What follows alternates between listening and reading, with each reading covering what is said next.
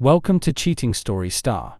Tonight's story begins with 3 chilling words that shatter a marriage.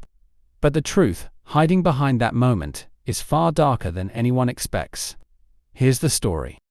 My name is Daniel. Some names carry memories. Mine carries a divorce.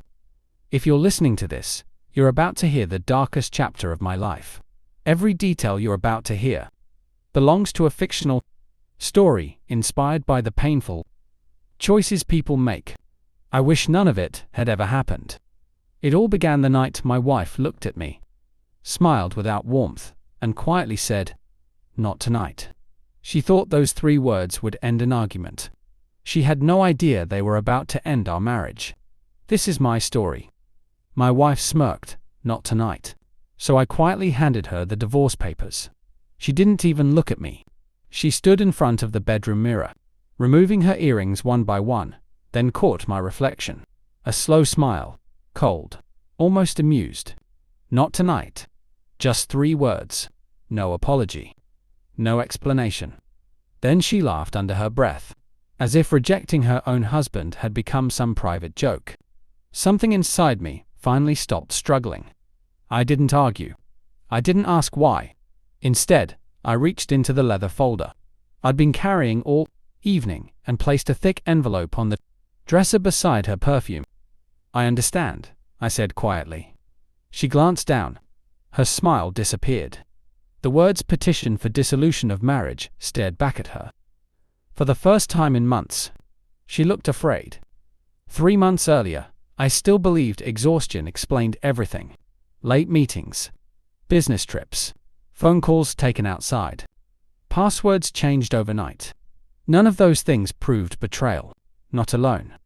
I kept telling myself that marriage went through difficult seasons, that love required patience. But patience has a strange way of becoming blindness. The first crack appeared on an ordinary Tuesday. She received a message while making coffee. Her face lit up. Not the smile she gave me. A different one. Warmer. More alive. The moment she realized I had noticed, she locked her phone and kissed my cheek. Work. 1 word. Too quick. Too practiced. After that, I couldn't stop noticing. She bought dresses she'd never worn around me. She cared about perfume again. She started protecting her phone like it contained state secrets. Every lie was tiny. Together, they became impossible to ignore. Still, I never accused her. People become careless when they believe they're trusted. I hired a private investigator without telling anyone. It wasn't about catching her. It was about protecting my sanity. If I confronted her without proof, she'd deny everything. If I stayed silent forever, I'd destroy myself. So I waited. Patiently. Phone records. Restaurant receipts. Hotel surveillance. Photographs. Each report landed on my desk like another shovel of dirt, covering our marriage. The investigator eventually asked if I wanted him to stop. I told him no. Truth doesn't become less painful because you postpone it. Then came something I hadn't expected. The man wasn't just someone she had recently met. He'd been in her life for nearly 2 years. While celebrating anniversaries with me, she'd been creating memories with someone else. Every smile I thought belonged to us had already been divided. Oddly enough, the anger faded. Not because forgiveness arrived, because certainty did. When uncertainty dies, emotion follows. I stopped checking where she was. I already knew. The final report arrived on a rainy Friday. Photographs, messages, hotel invoices, bank transfers from our joint account. She hadn't only betrayed me emotionally, she had financed another relationship with the life we built together. That was the moment everything became simple. I contacted my attorney. Assets were secured. Accounts separated. Every legal document prepared. I even scheduled the process so she would receive the papers on the same night. She planned another excuse. She came home late, smiling. Perfume I didn't recognize. When she dismissed me with that little smirk, "Not tonight," I realized she thought she still controlled the story. I slid the envelope toward her. She opened it. Her hands began shaking. What is this?"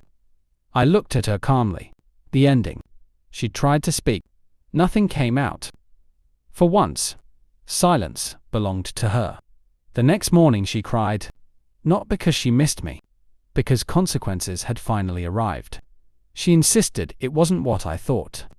I quietly placed the investigator's photographs across the dining table.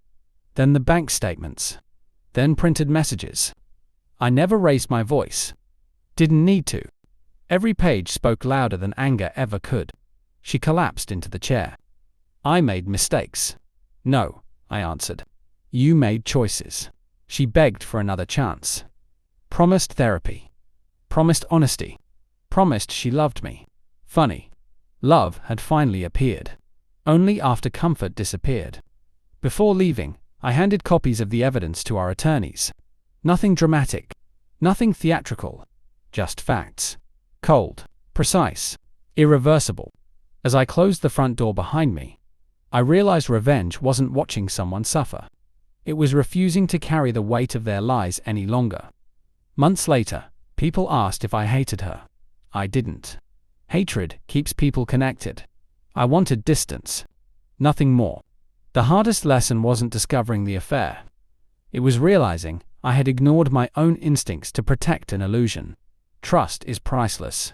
Once broken, it never returns in its original shape. I still remember that smile. Not tonight. She thought those words gave her power. She never realized. They were the exact moment she lost everything. I didn't win because she cried. I won because, long before the judge signed the final papers, I had already divorced her in my mind. And once your heart quietly walks away, no apology can ever bring it back.